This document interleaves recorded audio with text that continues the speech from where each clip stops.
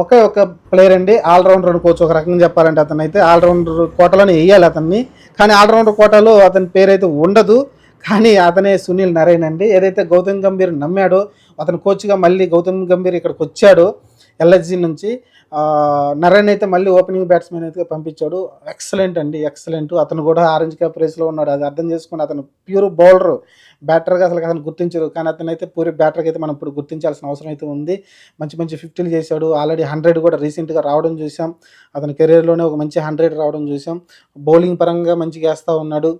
ఏదైనా player of the match ఏదైనా ఉందంటే ఇతనికే ఇవ్వాలనుకుంటాను, బౌలింగ్ పరంగా లేకుంటే అలానే బ్యాటింగ్ పరంగా. 2 ప్లేయర్ ఆఫ్ ది సిరీస్ ఏదైనా ఉందంటే ఐపీఎల్కి ఇతనికే వస్తుందేమో నాకు అనిపిస్తుంది. అంత బాగా అయితే బ్యాటింగ్ చేస్తున్నాడు, బౌలింగ్ చేస్తున్నాడు. ఇంకా ఆ తర్వాత ఇంకా చెప్పుకోవాల్సింది రస్సెల్ మంచిగా వేస్తున్నాడు. రస్సెల్ అయితే మంచి బ్యాటింగ్ అయితే చేస్తున్నాడు, ఎక్సలెంట్గా ఆడుతున్నాడు, మంచి ఫినిషర్గా